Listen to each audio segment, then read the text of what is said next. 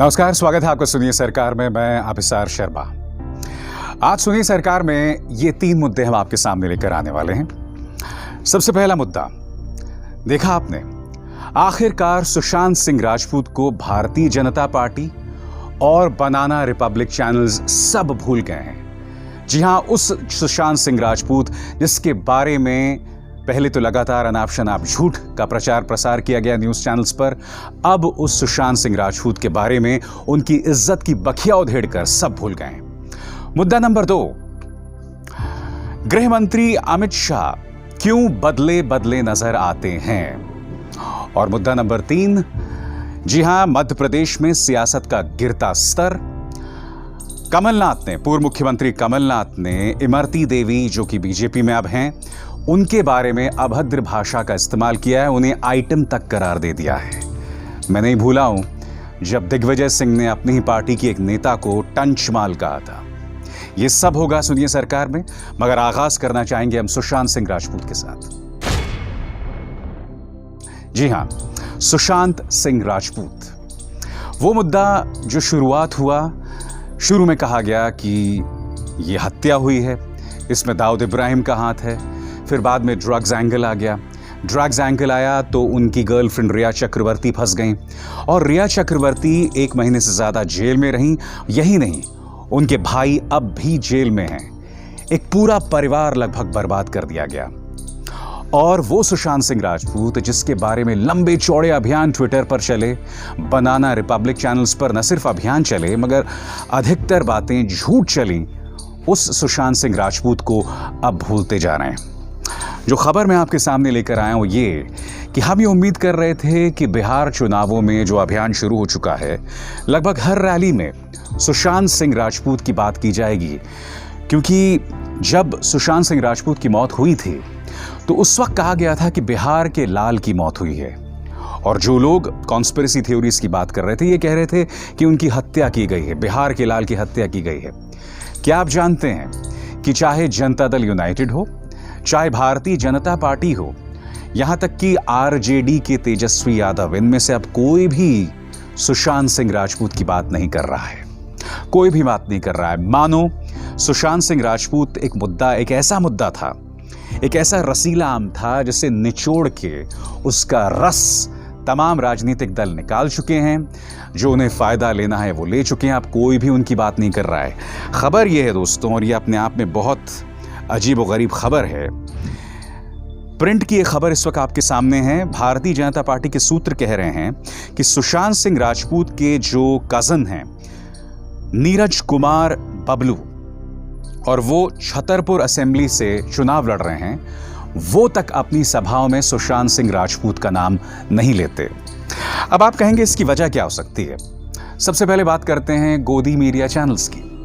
देखिए, गोदी media channels को ये बात समझ आ गई है कि इससे जितनी टीआरपी हमें बटोरनी थी, हम बटोर चुके हैं। और इसका फायदा सिर्फ एक चैनल को हो रहा था, और वो है रिपब्लिक, जो अमूमन इस मुद्दे पर झूठी झूठी खबरें प्रचार प्रसार कर रहा था। यहां तक कि जब एम्स की रिपोर्ट आती है जिसमें कहा जाता है कि उनका मर्डर नहीं हुआ है, उन्हें जहर नहीं दिया गया है, और अमूमन ये एक सुसाइड का मुद्दा दिखाई दे रहा है, तो एम्स पर भी उंगलियां ये लोग उठाने लग गए थे। अब भारतीय जनता पार्टी इस मुद्दे पर पूरी तरह खामोश हो गई है। क्या आप जानते हैं इसकी वजह क्या है? इसकी वजह बहुत साफ है।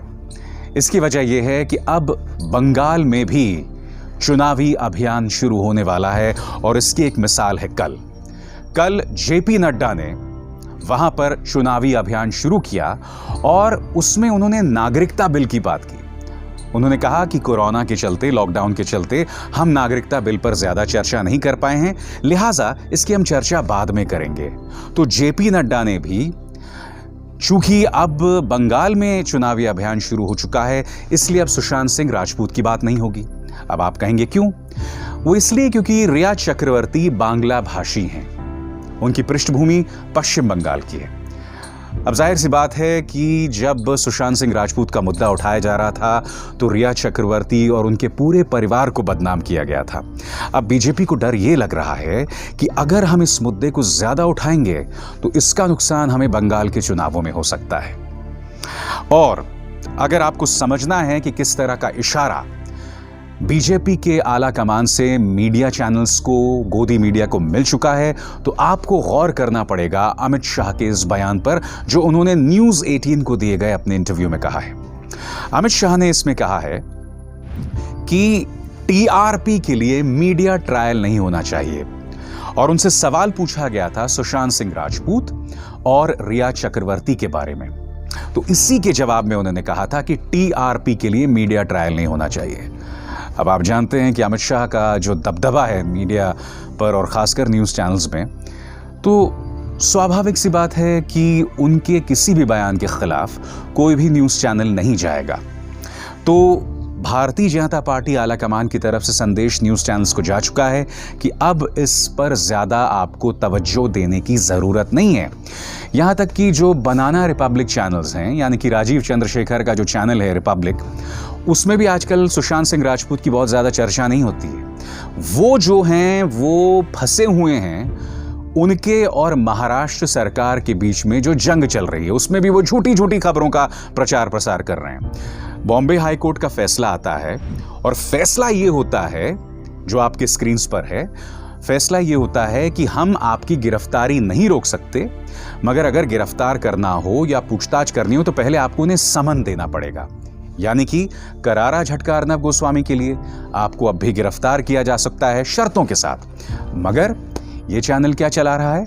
बॉम्बे हाईकोर्ट के आदेश की धज्जियां उड़ाते हुए, उसकी अनदेखी करते हुए, उसे गलत ढंग से पेश करते हुए यह चैनल ये चला रहा है कि मुंबई पुलिस कमिश्नर को झटका लगा है, जो आपके इस वक्त स्क्रीन पर है।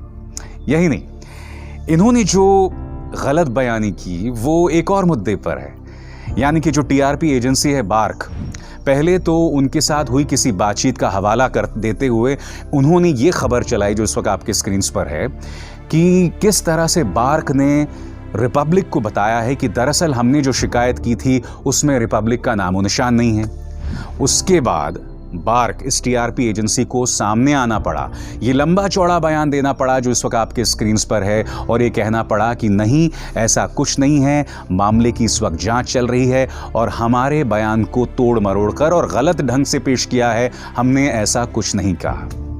तो आप देख सकते हैं कि बनाना रिपब्लिक चैनल भी फंसा हुआ है अपनी जद्दोजहद में, ये भी सुशांत सिंह राजपूत को भूल गए हैं। तो देखा आपने, ना बीजेपी को उसकी याद है, ना गोदी मीडिया चैनल्स को उसकी याद है, और उस मुद्दे के जरिए हासिल क्या हुआ? सुशांत सिंह राजपूत की जो पूरी अस्मिता, उनकी पूरी साख की ऐसी तैसी कर दी गई। दोस्तों, आखिरकार जब आपने सारा अली खान, दीपिका पादुकोण और श्रद्धा कपूर को बुलाया और जो पूरी जद्दोजहद, जो पूरा संवाद चला, उसके बाद क्या साबित हुआ? उसके बाद एक ही बात साबित हुई कि सुशांत सिंह राजपूत ड्रग्स लेते थे। यानी कि सुशांत सिंह राजपूत जो एक इंटेलेक्चुअल था, सुशांत सिंह राजपूत जो एक संवेदनशील व्यक्ति था, सुशांत सिंह राजपूत जो बहुत खूबसूरत बातें कहता और लिखता था, वो सारी चीजें दबाई जा चुकी हैं इन गोदी मीडिया चैनल्स के झूठे प्रोपेगेंडा के चलते। और अब एक ही बात की चर्चा हो रही है कि सुशांत सिंह राजपूत ड्रग्स लेता था।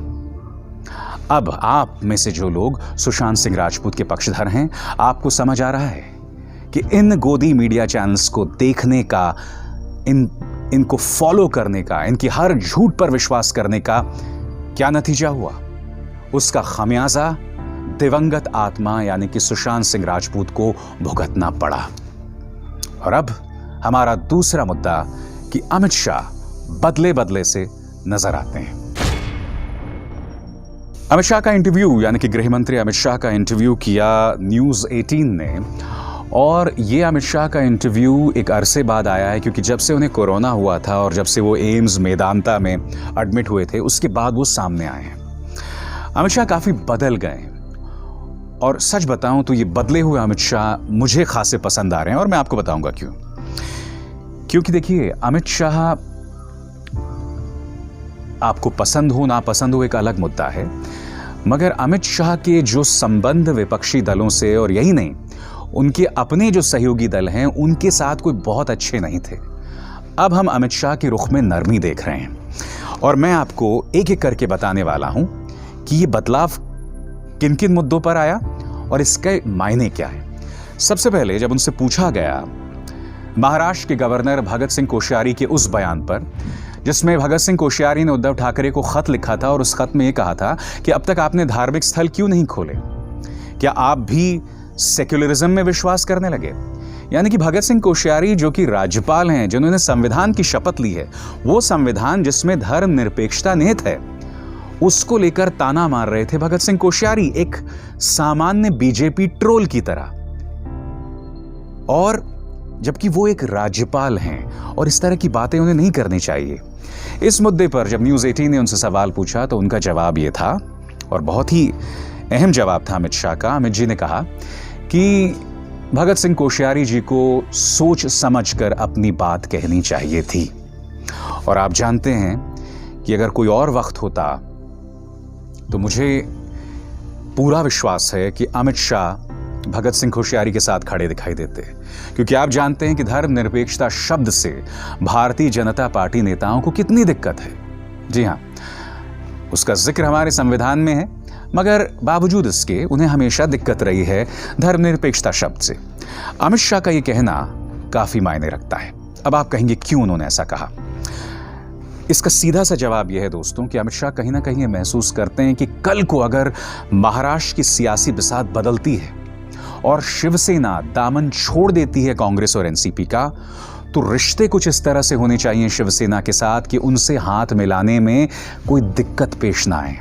मुझे लग रहा है इसलिए नरमी बरती जा रही है।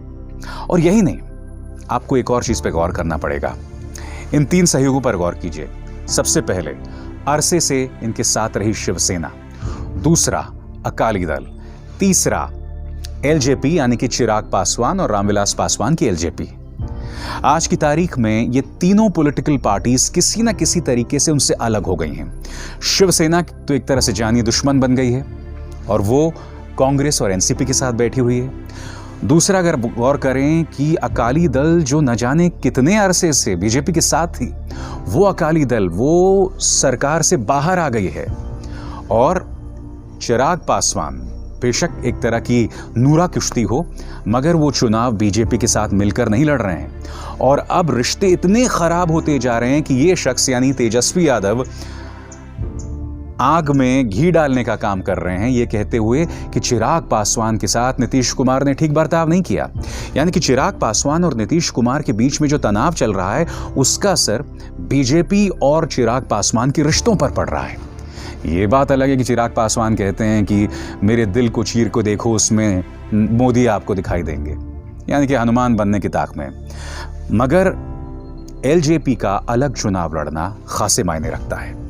तो ये मिसाल मैं आपको क्यों दे रहा हूं? ये मिसाल मैं आपको इसलिए दे रहा हूं कि कहीं ना कहीं अमित शाह ये बात समझ चुके हैं कि अब उनके तमाम साथी जो हैं उनसे जुदा होते जा रहे हैं, और इसकी कहीं ना कहीं उन्हें चिंता है।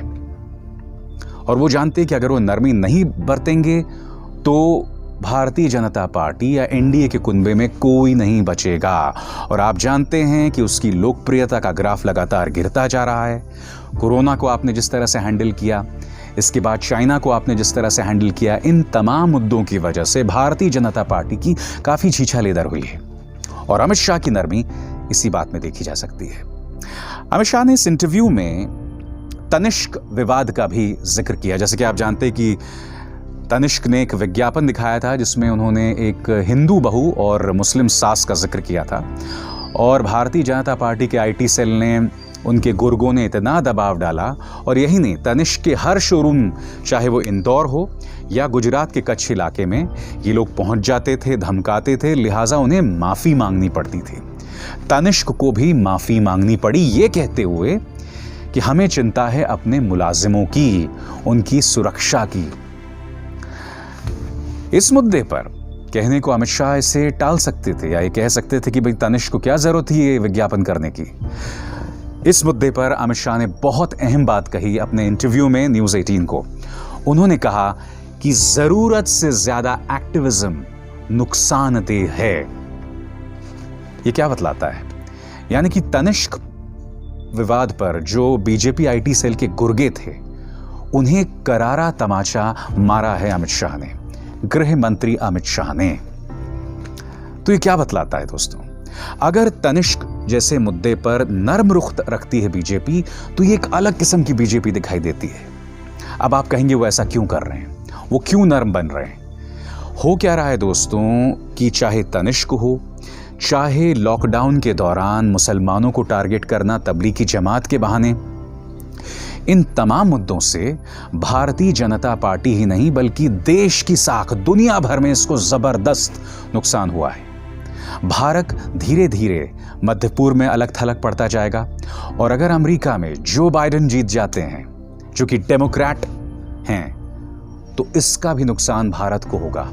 तो मुझे लगता है कि कहीं ना कहीं प्रधानमंत्री नरेंद्र मोदी और अमित शाह के स्तर पर इस बात को लेकर खासी चिंता है। उन्हें इस बात को लेकर काफी चिंता है कि भारत की साख को नुकसान पहुंच रहा है। मैं नहीं जानता हूं कि अमित शाह कल को पूरी तरह से स्वस्थ हो जाएंगे, कोरोना के बाद जो उनको तकलीफ हो रही है, क्या वो अपने तेवर बदल लेंगे? अगर उन्हें बिहार में जीत मिल जाती है और बाद में पश्चिम बंगाल में भी जीत मिल जाती है, तो क्या उसके बाद वो अपने तेवर बदल लेंगे? यकीनन बदल लेंगे, यकीनन वो पुराने दिनों को लौट जाएंगे, क्योंकि कहीं ना कहीं उन्हें ये बात समझ आ जाएगी कि भाई हम अगर तीखे तेवर अपनाएंगे तो इसका राजनीतिक फायदा हमें मिलेगा, और पहले भी मिला है। मगर जैसे मैंने कहा ना, मुझे ये बदले हुए अमित शाह पसंद आते हैं, क्योंकि बेशक आप सरकार में हो, आपको सभ्य समाज से, पत्रकार जो आपसे सवाल करता है, विपक्षी दल, इन सब से एक संवाद बनाए रखना होता है। उनसे आप दुश्मनी नहीं बनाए रख सकते, उनके खिलाफ आप उन्हें लगातार टारगेट नहीं कर सकते, जो ये सरकार एक अरसे से करती आ रही है। इसे बंद करना होगा। अमित शाह कहीं ना कहीं इस बात को समझते हैं, और अमित शाह का इस इंटरव्यू में जो तीसरा बयान था, जिसमें उनसे सुशांत सिंह राजपूत के बारे में पूछा गया था, तब क्या कहा था उन्होंने, और इसका जिक्र मैं आपको कर चुका हूं कि टीआरपी के लिए मीडिया ट्रायल नहीं होना चाहिए। और आप जानते हैं कि सुशांत सिंह राजपूत ने शुरुआती कुछ हफ्तों में भारतीय जनता पार्टी को फायदा पहुंचाया था। अमित शाह ये बात इसलिए भी कह रहे हैं क्योंकि बंगाल में चुनाव आने वाले हैं, और वो कहीं ना कहीं चाहते हैं कि सुशांत सिंह राजपूत मामला दब जाए, जैसे कि मैं आपको बतला चुका हूं। तो अमित शाह बदले बदले नजर आते हैं। सुनिए, सरकार में आज तीसरा मुद्दा है मध्य प्रदेश की गिरती सियासत, ये कहा जाए सियासत का गिरता स्तर, जिसकी अगुवाई कोई और नहीं बल्कि मध्य प्रदेश के पूर्व मुख्यमंत्री कमलनाथ कर रहे हैं। कमलनाथ, जिन्होंने इमरती देवी, जो कि अब बीजेपी में हैं, उनके बारे में अभद्र टिप्पणी की है, उन्हें आइटम करार दिया है। सबसे पहले आप उनका बयान सुनिए दोस्तों, और जानते हैं सबसे दुख क्या होता है इस बयान के बारे में, कि कमलनाथ ने जब आज तक को एक इंटरव्यू दिया तो उस इंटरव्यू में वो अपने बयान को जायज ठहरा रहे थे। ये बात अलग है कि बाद में शायद उन्होंने उस पर कुछ खेद जताया या नहीं जतलाया, मैं नहीं जानता। सबसे पहले आप सुनिए उन्होंने किस तरह से उन्हें आइटम करार दिया था। राजे जी हमारे उम्मीदवार हैं, सरल स्वभाव के, सीधे साधे हैं, ये तो करेंगे, ये उसके जैसे नहीं है। क्या उसका नाम, जो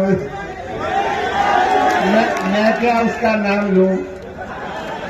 आप तो उसको मेरे से ज्यादा पहचानते हैं। आपको तो मुझे पहले ही सावधान कर देना चाहिए था। ये क्या आइटम है, ये क्या आइटम है?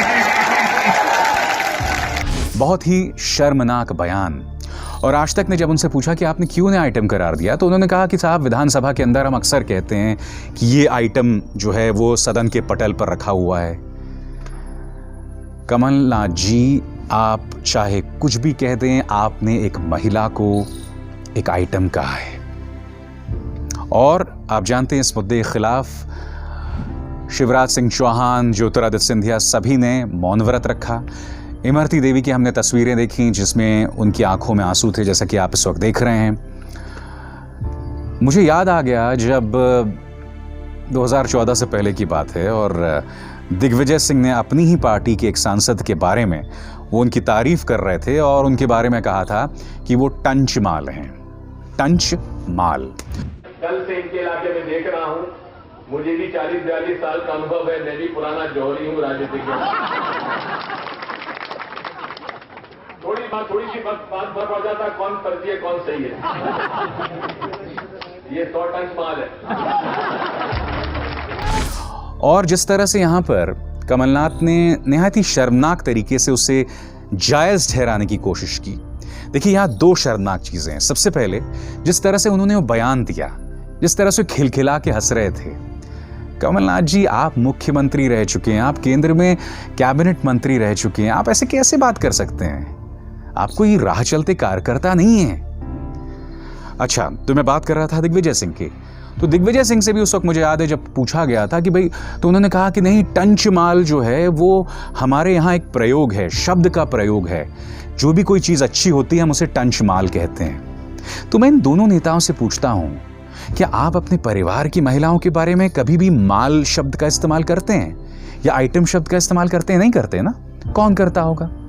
तो जिस शब्द का इस्तेमाल आप अपने परिवार की औरतों के लिए नहीं करते हैं, तो आप किसी और के लिए क्यों कर सकते हैं, बेशक वो आपकी दुश्मन हो। और फिर होता क्या है ना दोस्तों, संवाद का स्तर लगातार नीचे गिरने लगता है। अब ये जो बीजेपी नेता हैं, इनका नाम है बिसाहू लाल सिंह। इन्होंने कांग्रेस के एक नेता की पत्नी के बारे में जिस शब्द का इस्तेमाल किया दोस्तों, मैं उसे दोहरा भी नहीं सकता यहां। इतने गंदे शब्द का इस्तेमाल किया। यानी कि एक ने आइटम कहा और फिर दूसरे ने जो कहा वो तो तमाम हदों को पार कर गया। देखिए, कहीं ना कहीं राजनेताओं को एक लक्ष्मण रेखा खींचना पड़ेगा और यह जिम्मेदारी हमारे वरिष्ठ राजनेताओं की है। क्योंकि देखिए, कार्यकर्ता जो सड़क पर चल रहा है या जो ट्रोल है जिसे आपने 2 रुपए में खरीद लिया है और वो पत्रकारों को गाली देता है, महिलाओं को गाली देता है, उनकी भाषा आप नहीं दे सकते। ये जिम्मेदारी हम सबकी है। और आप जानते हैं, बिहार के चुनावों का अभियान शुरू हो गया है। कुछ दिनों में प्रधानमंत्री उतर जाएंगे मैदान में, और हमने अक्सर देखा है प्रधानमंत्री जैसे ही मैदान में उतरते हैं तो उसके बाद फिर जो वाद संवाद शुरू होता है वो तमाम हदों को पार कर देता है। और चूंकि बिहार में मामला बहुत करीबी लग रहा है, आप जानते हैं तेजस्वी यादव जहां जा रहे हैं जबरदस्त भीड़ जुट रही है, तो भारतीय जनता पार्टी में बौखलाहट संभव है। तो मुझे डर है कि कहीं बिहार के अंदर संवाद का स्तर न गिर जाए, ये डर है मुझे। और डर ही नहीं, देखना मेरी जो बात है वो सही साबित होगी। तो मेरी हाथ जोड़ के करबद्ध प्रार्थना है तमाम राजनेताओं से कि अपनी जुबान पर काबू रखें। बिहार में कई दिग्गज इस वक्त नहीं उतरे हैं मैदान में, उनसे भी हाथ जोड़कर प्रार्थना है कि अपनी जुबान पर काबू रखें। सुनिए सरकार में बस इतना ही। मेरी आप सबसे अपील, मेरे इस कार्यक्रम को व्हाट्सएप या SMS के जरिए कम से कम अपने 5 कॉन्टैक्ट्स के साथ साझा करें। अभिसार शर्मा को दीजिए इजाजत। नमस्कार। अब खबरें पाइए सबसे पहले हमारे मोबाइल न्यूज एप्लीकेशन पर। एंड्रॉइड या iOS प्लेटफॉर्म पर जाइए, HW न्यूज नेटवर्क को सर्च कीजिए, डाउनलोड कीजिए और अपनी सुविधानुसार भाषा का चयन कीजिए। खबरों की भीड़ में अपने काम की खबर पाते रहिए।